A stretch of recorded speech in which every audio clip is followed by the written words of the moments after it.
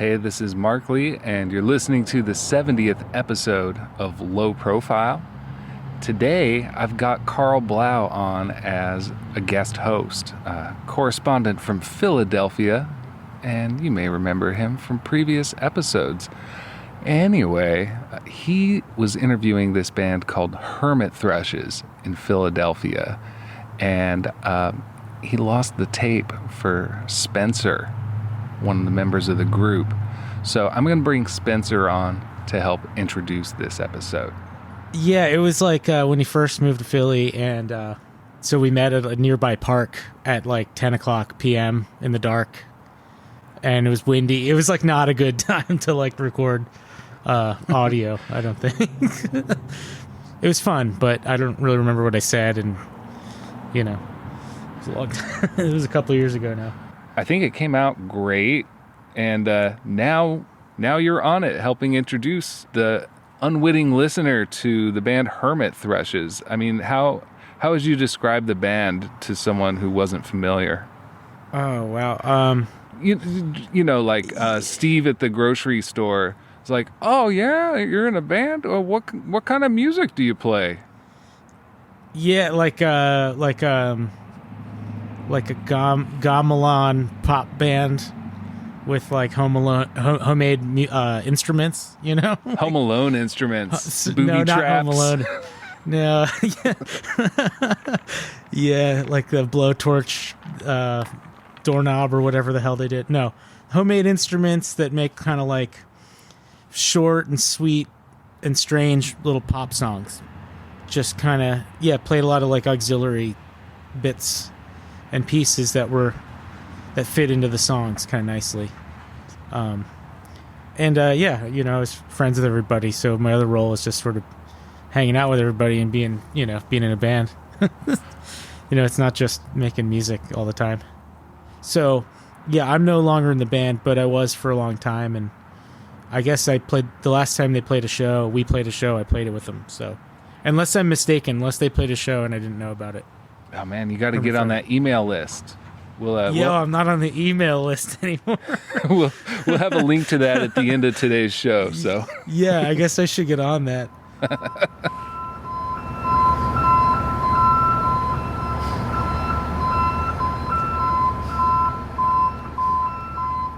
Yeah, a lot of our music incorporates microtonal harmony and melody, phase relationships. So when things start in beat with one another and drift in a way that's generally like, this is like the main kind of relationship out in the world. Like almost nothing is synchronized outside of music and like industrial machinery and like car engines and things like that, but like most things in nature are not synchronized. They go in and out of phase with one another, and that is like the dominant mode of relationship.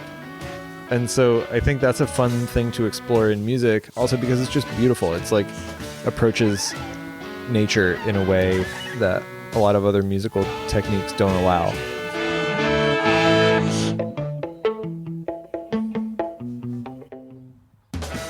You're listening to Low Profile with Hermit Thrushes.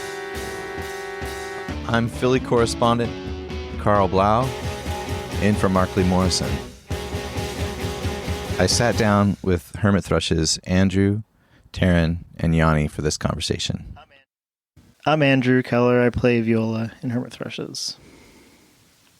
I'm Yianni. I play guitar-shaped instrument and sing in Hermit Thrushes. I'm Taryn. I play drums in Hermit Thrushes. Hey yo, artists and musicians. Who, us? Yeah, do you want your own vinyl records? Yeah, but I can't order 1,000 of them. Or wait like a year to get them. Yeah, we're going on tour in 2 months. Check out our friends lathecuts.com. They'll make you vinyl singles in quantities as small as 50 copies and as quickly as 3 or 4 weeks. Get out of here. You heard me right. All their pricing is a la carte, and they can help you pick a package that fits your budget. Okay, who we talk to about this? You need to email my buddy Mike. His address is lathecuts@yahoo.com. And if you mention low profile, you'll get a 10% overrun on your order. So if I order 50 records, Mike's gonna send you 55. if I heard 75, I guess you would get 82 and a half. Something like that. Remember, you gotta mention low profile to get that deal, and it won't be around forever. What was the address again? That's lathecuts@yahoo.com. Custom-made records in small quantities. Mention low profile to get a 10% overrun on your order. And emailing now.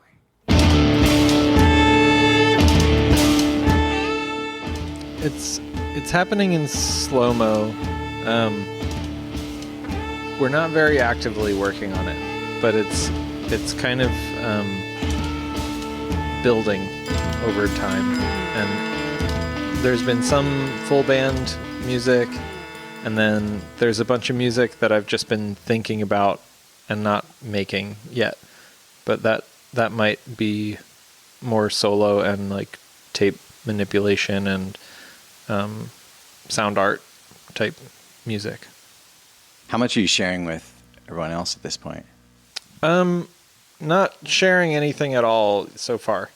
Just kind of mulling over the I'm just thinking about the sounds that I want to use and how to make them.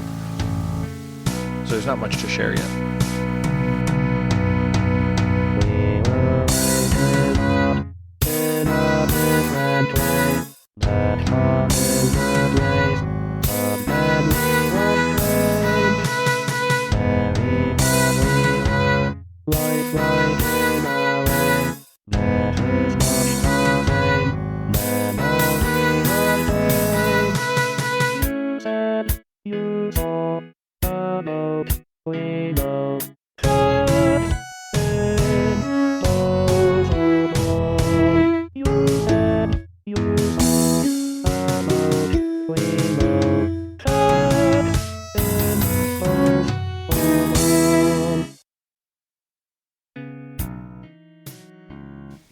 Got it. We've heard the MIDI demos, yes. Yeah, we learn everything from the MIDI demos. What's that like for you, like putting headphones on and playing drums until you get these really intricate parts? Yeah, that's pretty much exactly it, because the rhythms are pretty irregular, so actually learning them by ear from the demos is like the easiest way for me.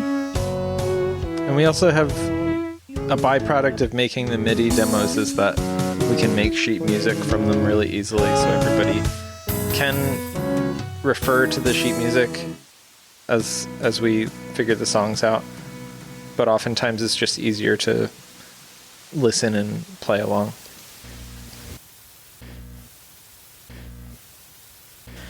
I think at first I was just learning them by ear, like Taryn. Well, yeah, like Yianni said, now I use the because they just got more complex, and so I use the musical notation, as well as listening.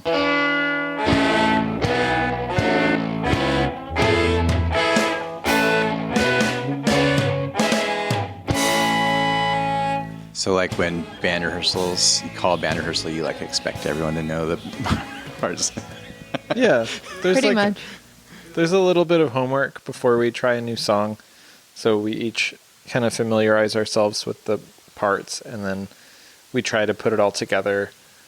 And usually at first it seems stupid or frustrating or impossible, and then like anything, it starts making sense. The more we play it. So we do our homework and then we come together and try it in real life.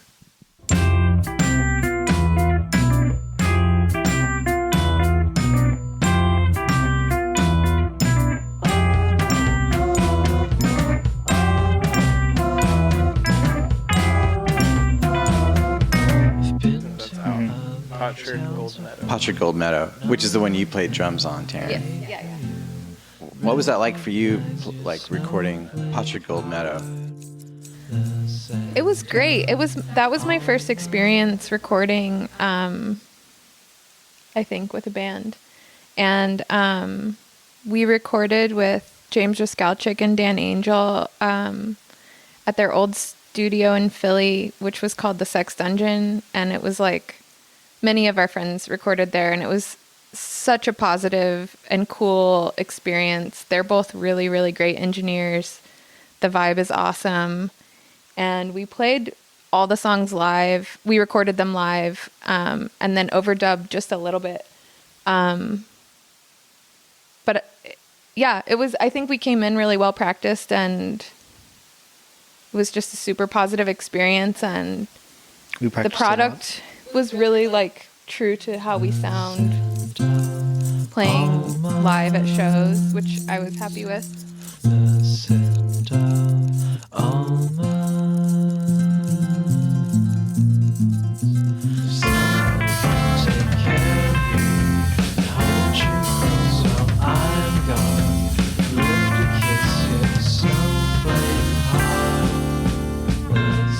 So you had kind of played those songs out a bit. Yeah, for like a couple years at that point, probably. Or no. Yeah. Yeah, but Yeah? Yes, it just seems for many years, through like 3 or 4 different iterations of the band. Well, yeah, but how long? I had played them for a year, maybe. Yeah, I forget. but they were road tested. Yeah, definitely. Sure. Was that And by that's by kinda- design? No, we just didn't get around to recording. And I think that's the only record that we made that actually sounds like the band sounds. A lot of the other albums, the like recordings of the songs were presented in more of using recording as a medium more. And I think that album has some of the most straightforward like recording technique, so it sounds like the band sounds.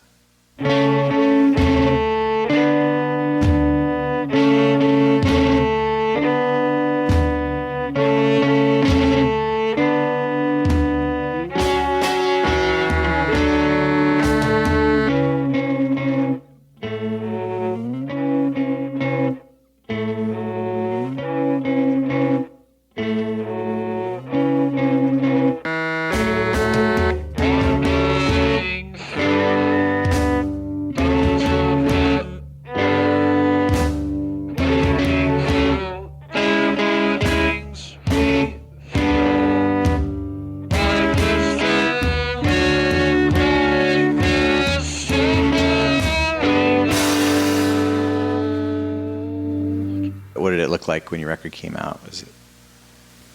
We went on tour. Where did to you the West go? Coast. West Coast. Yeah. Right. Yeah, we did a national tour for that. We went out to California. And up into Canada a bit. Oh yeah.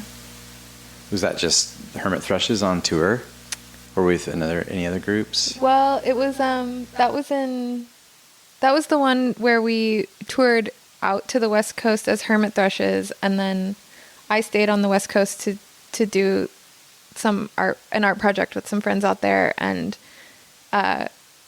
Andrew, Yianni, Spencer, and our friend Darian toured back as Snowcaps, which is Andrew's project.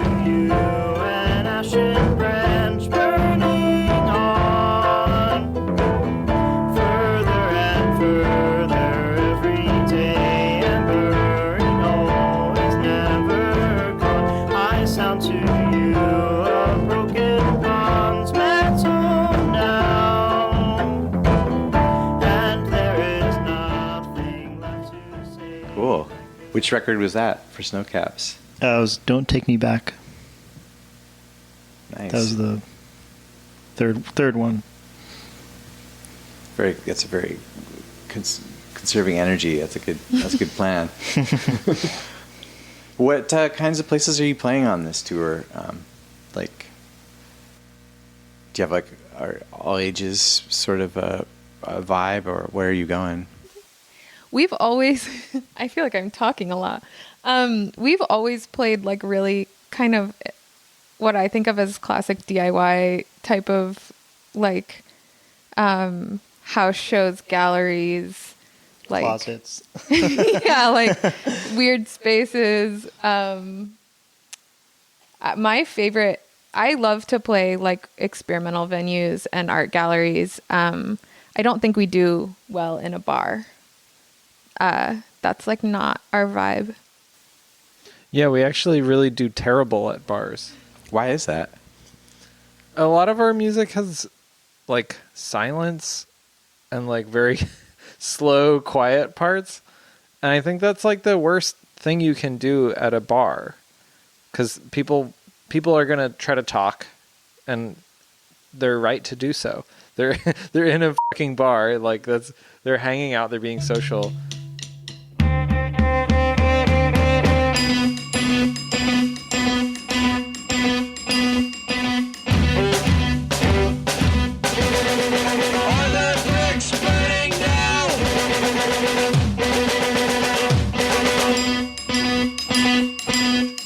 If you have like a lot of dynamics in your music, it's just not like a fun place to be, because the audience isn't able to, if they want to engage with what you're doing, they really can't. The other half of the audience wants to just be at the bar, and that's totally cool. And then the band feels weird for disrupting people's atmosphere. So we'll play a bar, but it's not first choice. We also don't have a lot of extended like beats and grooves, which I feel like is like what people in a bar want to hear usually. Or rock, or not rock band. Yeah, we don't have like a lot of repeated parts at all. Yeah.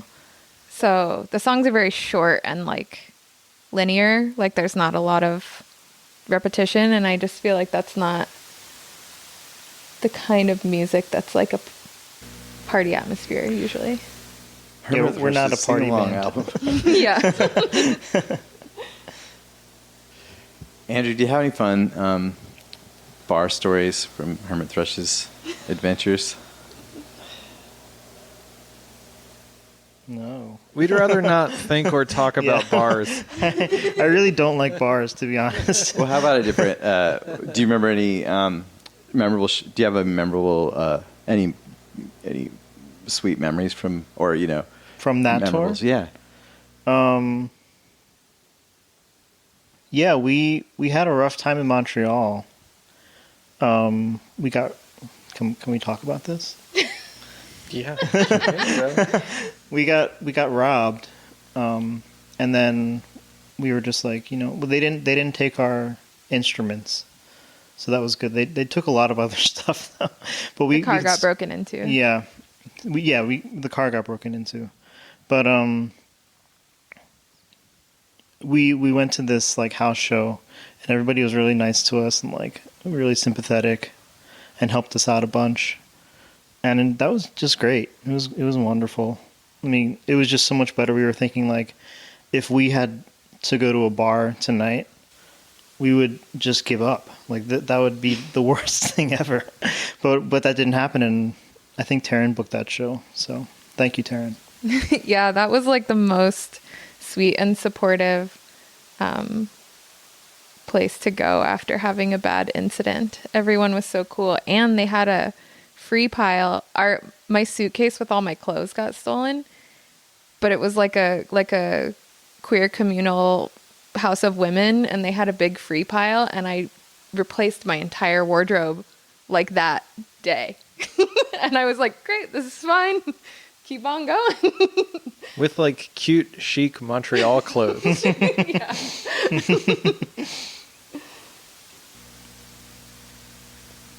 Wow, didn't take your instruments. Is that a testimony to the kinds of gear you're hauling around? Yes.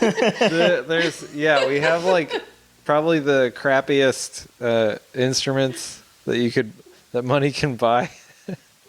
It's sort of like to keep people from asking us about our gear. Or borrowing it. Yeah, we're borrowing it. But also it's just what we like. But yeah, I think they looked in the back of the car and saw the instruments and were like, nah. Did you have that instrument? They said, what a hunk of junk, and they left it. We'll We'll take the clothes and the laptops.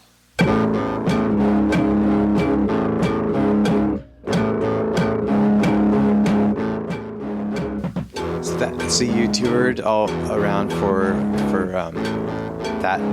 the following year, and then I mean, did you just keep touring these songs, or did you eventually just like bring it back to Philly and just kind of do more local shows? What did it look like? Yeah, we didn't do all that. I mean, we toured that year when we put out the record, and then we kind of really haven't toured much since.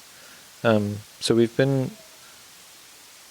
pretty Philly bound for a while, and I think we've also kind of just slowed down in general, like presenting to the public. So I think that was intentional though. Mm-hmm. That part at least. Yeah, we just... What was our intention? The intention was to just play fewer shows and have them really count. Yes. And right. Really enjoy playing them and present to an audience that we like playing to and all these things. So. Right. Yeah, I think that came out of the not wanting to just play at bars all the time. Yeah. Conversations. Hi, I'm Anna Winter. Do you love listening to Low Profile? There are several ways you can support this show. You can sign up for flexible monthly donations at patreon.com/lowprofile at the cost of a cup of coffee once a month. If you join the Patreon community, you can get advance episode releases, behind-the-scenes exclusives, and early access to merchandise. If you can't contribute financially, it always helps if you tell a friend about your favorite episodes, share about Low Profile on social media, subscribe for free on your favorite podcast platform, and give us a rating and review whenever you listen. Low Profile also receives in-kind support thanks to these independent Olympia businesses: San Francisco Street Bakery, Schwartz's Deli, Rainy Day Records, Old School Pizzeria, and Schurler Easy Premium Shitty American Lager from Three Magnets Brewing Company. And most of all, thanks to you, the listener, for tuning in. Now, let's get to today's show.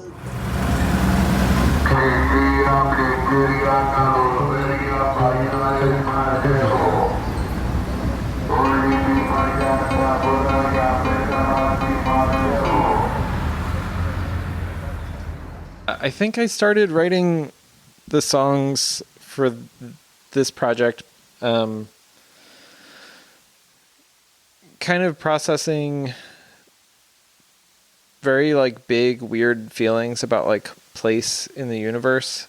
And it was especially related to my first trip to Greece and just walking around in a place where I knew my ancestors had come from here and had lived their whole lives here and had died here and been forgotten here.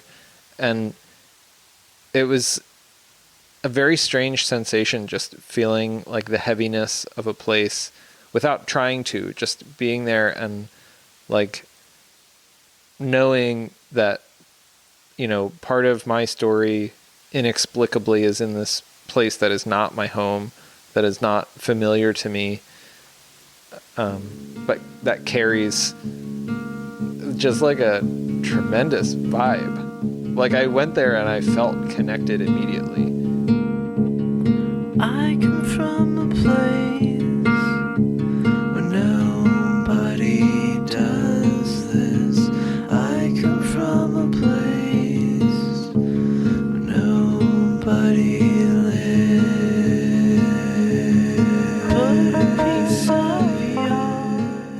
And I don't generally have like, I don't know, like religious feelings or spiritual feelings, but I felt like a deep, crazy spiritual connection when I went there. And I started writing a lot of music just in my notebook and writing lyrics, and I found like a crummy guitar in the trash, and I started writing a lot of songs on that while I was still in Greece. And I had a little handheld recorder, so I was recording just the sounds of the country and recording some of the early songs, you know, demos for songs.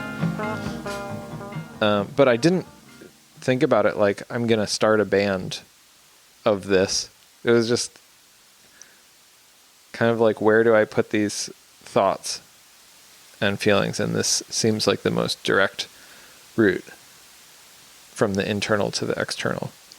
And your influence had something to do with Greek music as well. Can you say a little bit about that? Oh yeah, definitely. The first music that I ever saw performed live was Greek music. I saw it, when I was growing up, I lived on the same street as the Greek Orthodox church that we went to. And that was like my first real connection to music, was just seeing people play music and dance. And that was something that I just loved. Like, I didn't really like going to church, but I loved hearing the music and going to like festivals and dances. And I loved the liturgical music of, like on Sunday, hearing the chanters and the priests and that side of, the religious music, but also the secular music was just crazy to me. Or rather, it wasn't. It was normal to me, and then I grew up and realized it was crazy. There's a lot of really sort of like strange meters, and learning some of the different dances was really unintuitive, because you have these like staggered rhythms and a lot of like odd time signatures, and you're doing this like complicated footwork to these like really weird things. And that was like the first music that I really had a connection to. Sorry, this is like kind of rambling. So you were dancing to this as well? Oh yeah, like yeah. They made all the little kids dance too. Wow, so you're like it's really internalizing these the time signatures. Yeah. Oh, definitely. And that wasn't. I didn't really think about that till a lot later. But really, I've always written music far away from 4/4, without really thinking about it or knowing why, or without really trying to make a big deal of it. It's just I like, those are things I gravitate towards, odd times and making them feel natural and not forced in a way that's like mathy or something like that. Or like prog music. I like odd times that feel not odd, if that makes sense. It might not to everyone, but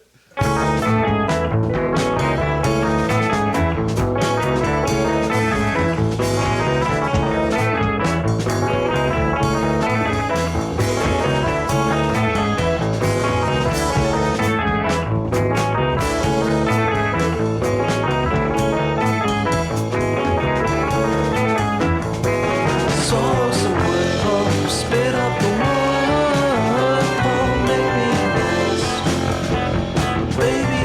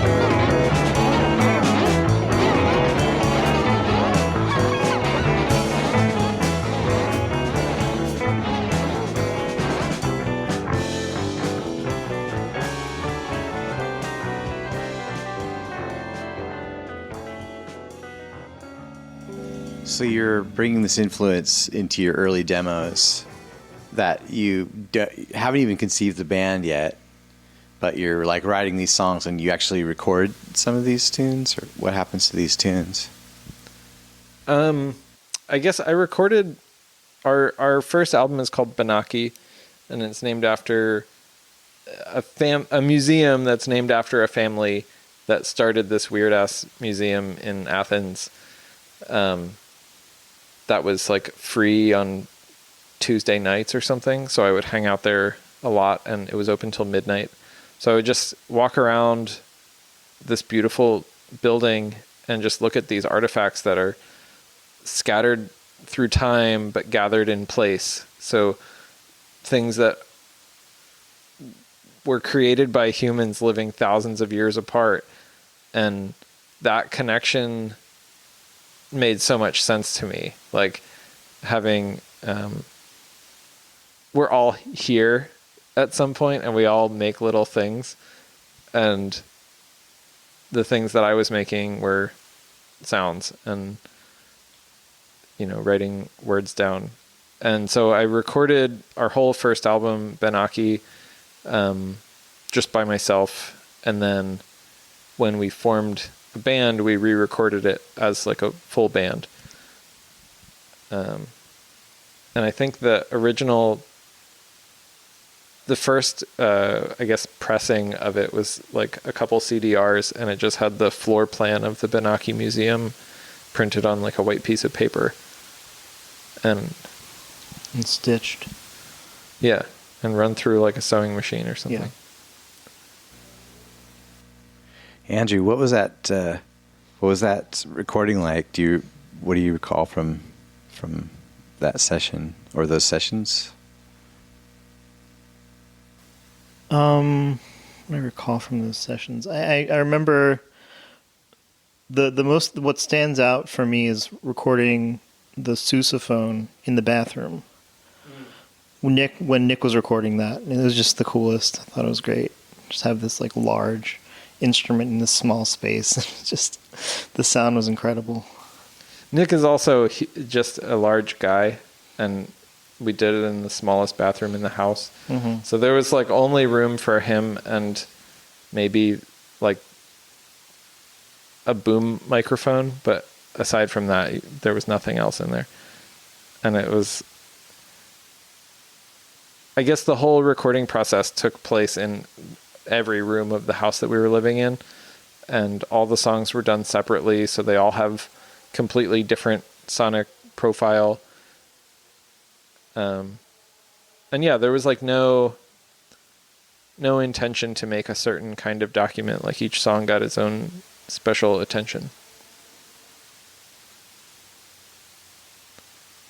So it's incoherent, is what I'm saying.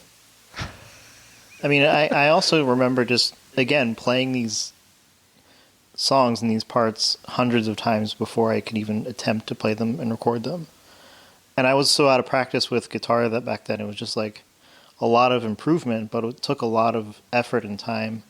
But the thing to note about these songs is that they're very short. So you can play them, you can just put it on repeat and just play it over and over again. And just like an hour later, you're like, I've played this 60 times. So that was fun. So this is taking place in the house. How many people who lived there were on the record? Was everyone who lived there just like in the band, or how did that work? I think 4 of us were in the band, and then our bass player at the time, Matt, was the only one that didn't live in the house. So yeah, it was like a family band kind of vibe. We practiced a lot. Mm-hmm. Yeah, a lot. Did you take these songs out in public at all after recording them, or at any point? Yeah, but sparingly. We played at a defunct Philly punk house called the Cat Box, and we played at Rutgers Camden. Those were our first early shows. Was that the first show at the Cat Box, or you think our first show? Yeah, our first show. I thought the Rutgers one was the first. Well, I trust you. I think the Rutgers show was the first one. Cool. Okay. Yeah. The black box. Yeah. Then we played the cat box. Yes. Yeah. We had a thing. What was it for boxes? What was that like playing these songs out for the first time in the group with the group? I have no recollection. I'm like, it was a weird transition into like something that felt really private and like doing it on purpose in front of strangers. It wasn't fun for me, definitely. It was kind of scary.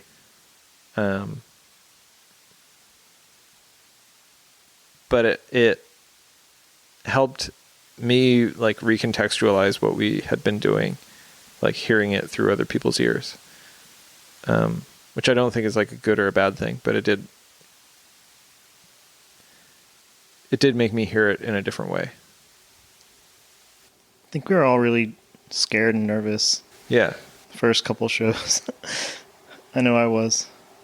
We made so many mistakes, like the first show. It's just like, the song just fell apart. Okay, next song. Yeah, we flunked. Yeah. Small golden flowers with pollen in minds. Tiny petals breathe for all time now. All the odors and gladness warm and warm. Making me proud. I think we were talking The about second record.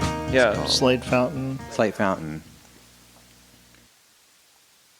That's some of the same initial batch of songs from Greece, but with a little bit of distance, with like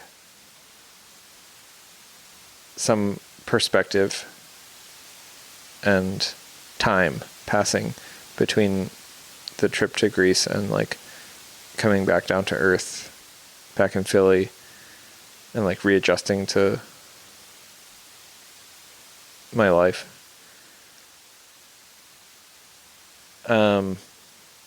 I don't know. So you're playing those shows like live again, and the band knew a lot of these tunes, so you just went back in the studio and kind of cut these new tunes.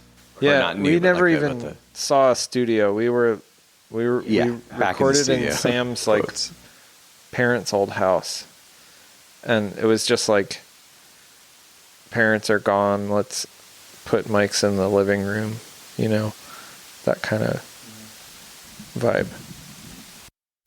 One thing that occurs to me, I don't know if it was always like this, but like for the batches of songs for the albums, I feel like since I've been in the band for the last 5 or 6 years or something, there's never really like batches. It's like a new song just comes along whenever you write it and we learn it. And then when we have like an album's worth of new songs, however long that takes, then we just record all those songs. So it doesn't seem like, at least since I've been in the band, that they are like batches necessarily. It's kind of like we slowly learn, you know, one at a time, all these new songs, and then that amounts to like an album's worth of material. Would you say that it's always been like that? Whoa, no. I think there used to be real batches. Oh, really? Yeah, I felt really strongly like, okay, this is part of this collection. This makes sense with this other stuff. And oh no, I'm onto some different thing. This is a stopping point. Like save this for later. I felt like there was batches. Now I'm just, it's too slow. Too slow for batches. I didn't mean too slow, but no, just... I hear it. I hear what you're saying. Nothing wrong with the trickle method. Yeah. Yeah, it's trickling. Majorly.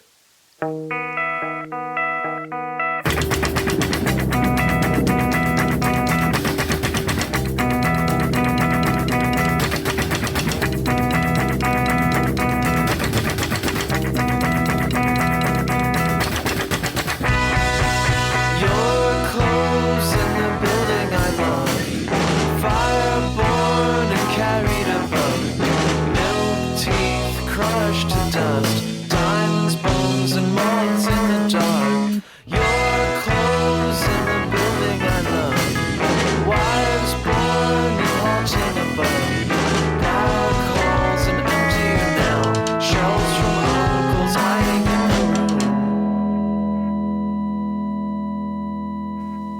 Mystery Ocean was the first one that we did in a studio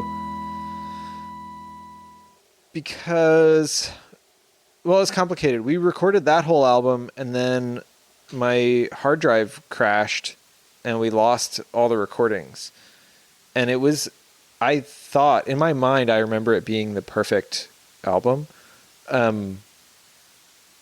that we could make. But that's probably wrong. Like, if I heard them today, I'd probably be embarrassed. But it was, like, very emotional to lose, you know, whatever, like a year and a half, 2 years of recordings. And I think the shock of that kind of made me see it a little bit differently. And I was like, no, we should streamline this and try to, like, make a consistent thing and record all the songs in the same place for the most part, all the live band songs.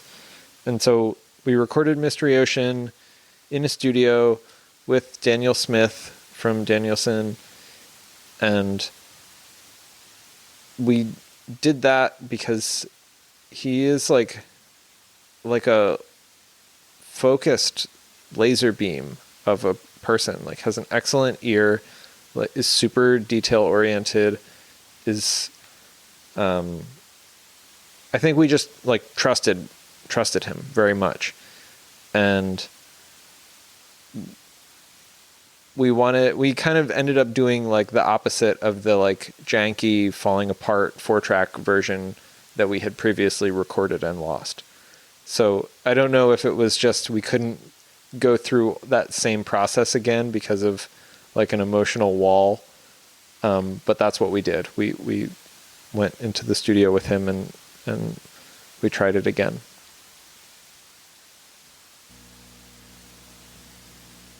Is that true? Yes. Andrew, do you remember what are some memories from Mystery Ocean for you? I remember, like Yianni said, Dan was just like a laser beam. And he's also really nice. He's a sweet person. And Danielson family is amazing. So I was like triple stoked to be there. And yeah, and we practiced again. We rehearsed so much that I think we got a lot of it on the first take or second take, which is, I mean, that I thought that was pretty cool too. We brought an organ there. Did we bring the organ, pump organ? Yeah, we brought a huge 100-year-old pump organ. I don't even remember how we transported it in the van. We had the senior home bus. The bus.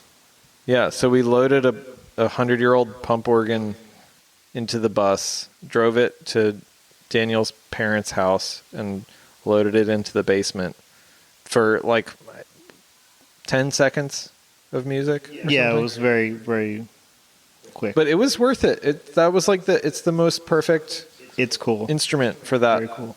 10 seconds. Mm-hmm. It's on the song Ancient Wing.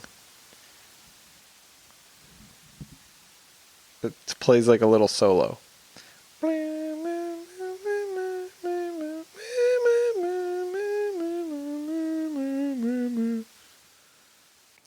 It's a guitar. Don't I also play that? So it's like a guitar organ solo. Well, we play the same notes. I like that part a lot. Are you playing mainly guitar at this point still, or is it? Still did you guitar. introduce not the viola yet? No.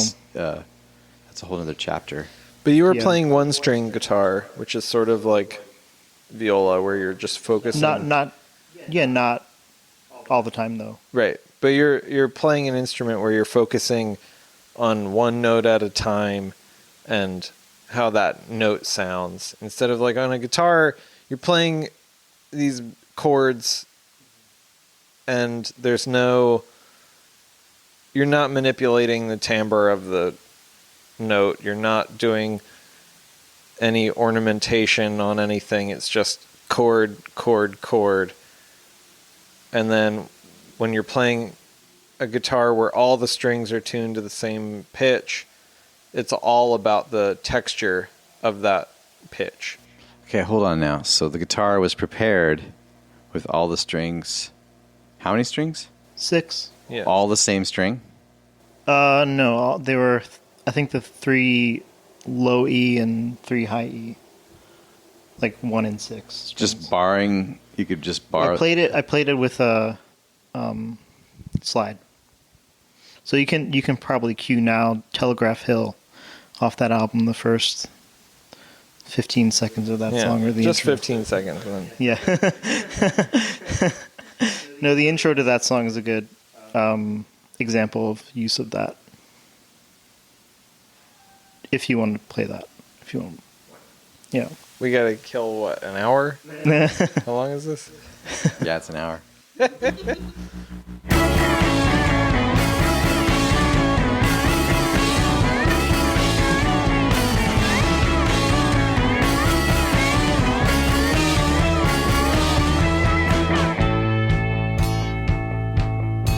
You showed me something on Telegraph Hill.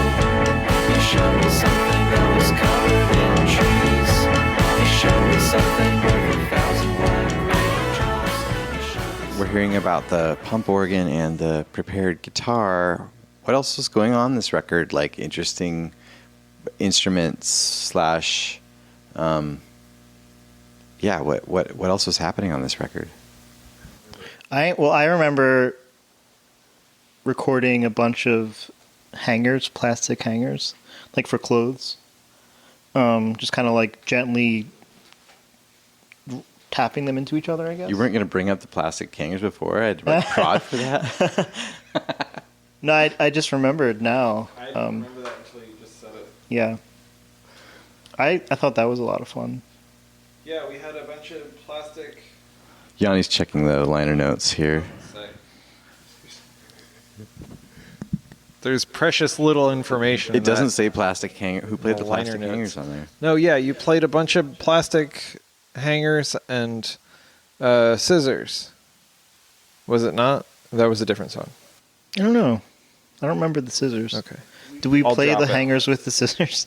Did you Was guys that take what the it was? plastic hangers on tour, or did that just stay in the studio? No, we did at this point we were using we have like a modified like foot pedal tape machine thing. So it's like an old dictaphone machine that can play fast forward or rewind with like a kind of sewing machine pedal. So we were incorporating a lot of like weird samples that were pre-recorded on cassettes and that could be triggered really precisely with just the touch of a toe. So we were taking that on tour, but the coat hangers we left where they belonged, which is in the closet.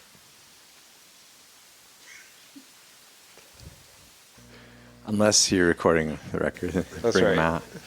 So we're so you took this record on tour too, because like Hermit Thrushes just tours. I mean, how many shows have you played up until this point? That was like hundreds of shows. Hermit Thrushes has gone on the road at this point. I mean, you guys you're playing all the time, kind of. Yeah. This is an active band, like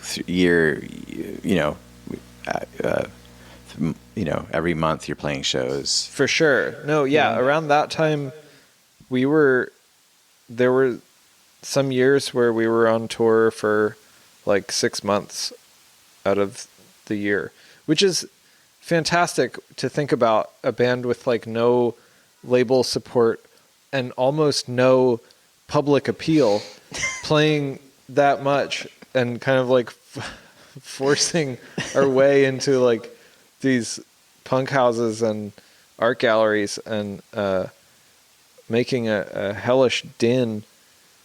It's just a weird thing to want to do, but that's what we wanted to do and we did. And it's only thanks to the freaks of the United States, Canada, and Mexico. Thank you, freaks. Yeah. Thanks for being out there on the loose. Yeah, it's nice to know. It's nice for freaks to know there's other freaks out there. For sure. It gives you... It's definitely true. Yeah. Yeah. Knowing that there's others really gives you like that's the only thing that like makes me even somewhat patriotic. I'm like, oh my God, I like when I'm on tour, I love America somehow, despite its tremendous shortcomings and like terrible, unconscionable history and like everything bad about its current actions. I just love the freaks. Love meeting the freaks. Fingers are right. Keep me warm. Never felt so small in my life. Hearing you, those golden shorts. Never felt so proud in my life. Your eyes are dripping love right now. Your belly's dripping love right now. Your eyes are crying crooked. For, like, I feel like music is such a hard art form because a lot of people don't treat it like it's an art form, or a lot of people don't listen to it with those ears. And there's also, music takes time. It's not like a painting or something where you walk by and it hits you like all at once. So I feel like it's a really hard art form to get people hooked to. It can be so passive. It can be background music. It can be really consumable and like pleasant and use all the bits of musical language that we're so familiar with as like a way to get you in the door, or it can be exploring this other, the world of like unheard sounds, which is like the world that we're trying to get to, and trying to use music as a way of exploration and a way of like investigating the self and like the big weird existential questions and like all the difficult stuff. And that's not something that you can really quickly sell to somebody. And so I'm like, I totally get it if nobody wants to book our band. You know what I mean? Like, I'm not mad. and like, honestly, we're playing less and less shows in general, and I feel like that's fine. I love playing a couple total blowout fun cool shows with like the creme de la creme of like Earth's nice weird music people, and I'd rather do that than play 100 bars. So I guess getting back to our bar question. Well, then you don't get friend fatigue too, like you were just talking about. Yeah, right.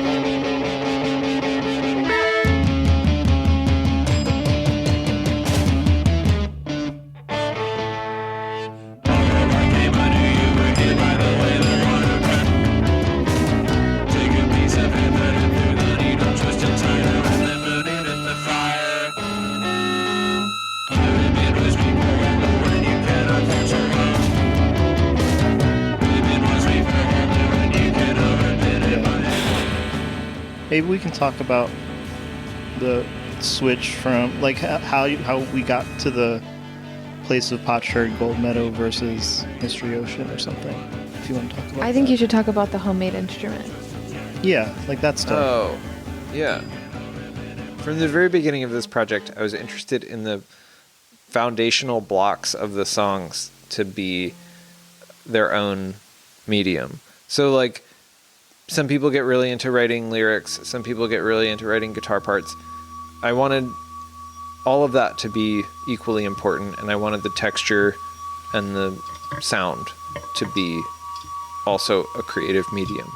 And so on like the first record, there was all sorts of stuff that was homemade or like janky or weird. There was like a choir of like tuned glasses like singing through some of the songs. There was playing a pair of scissors and playing plastic hangers, and there's always been alternate methods of sound creation incorporated into the music. And there's always been, incorporating found sound that has a conversation with a song or with like the texture of the music. For example, on Push, we have like a bunch of peacocks making their just crazy peacock sound along with a bass clarinet, and they kind of like sing together really nicely.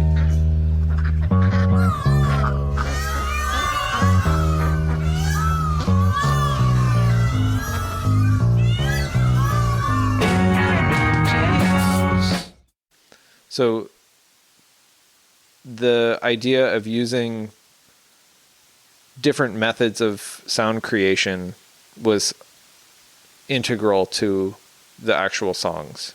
And at the beginning of the project, I didn't really know how to get to the sounds I wanted to hear. And gradually it became more and more obvious that like I had to make things to make certain sounds. And so we started using like more modified instruments that were commercially available, like just making the guitars weirder. Or like, what else? There's been all sorts of stuff. The keyboard? Yeah. Yeah, weird keyboard. Yeah, a friend gifted me this like really strange musical teaching device that we use as our keyboard.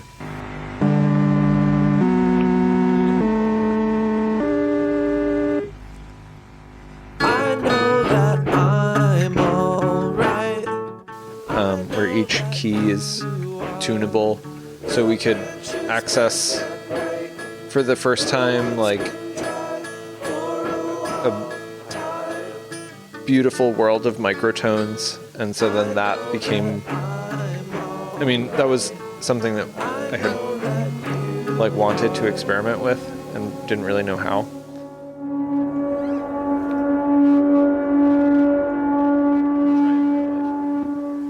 I have a really hard time personally, like getting like sitting with people in rehearsals and like cracking the whip and getting them to like learn intricate parts. But I really want that. But so what advice do you give to someone who wants to maybe get their band to like go a little further with it? Like, I mean, We've just always operated this way. So it's, if you want to be in the band, you know what you're signing up for. It's just, you're going to have to learn a thing. There's no, like, generally no free play or like jamming or whatever to like learn something. And all the music is written ahead of time. So there are certain sections that will be improvised, and then, within that, there's, people kind of play around and see what sounds good. But generally speaking, we all know that this is how we're going to learn a new song. I guess that would be my advice, is just let people know when they sign up, That's good advice. Yeah, I play these parts sometimes hundreds of times.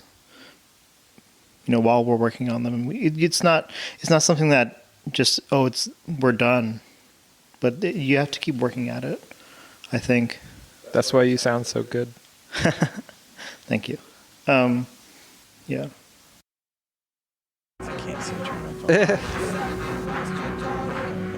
phone. Ding. C sharp. Is it really? It's a G sharp. G sharp. Wait, you know? Andrew knows. Is this true? Yeah. No way. Do we play it again? Ding. That's it. No. I was G. wrong. It's a G. No, I was wrong. But that's pretty close, man. Pretty close. Dang. Yeah, that's the thing. Now I have relative pitch, not perfect pitch. I mean, there's no such thing as perfect pitch. But like, yeah, since all the microtonal stuff, I can't. I have a harder time. No, it's great. I love it. I can sing in choruses again and not be like really hating it every second. Yeah, nails on a chalkboardy. If anybody out there is join our band on a trial basis. If it works out, you'll lose your perfect pitch. Well, this has been just wonderful speaking with you all. I feel like we did a really nice arc for Low Profile. This is Karl Blau, filling in for Markly Morrison. Hermit Thrushes, thank you so much. Thank you. Thanks Thank for having you. me. Thanks, Carl.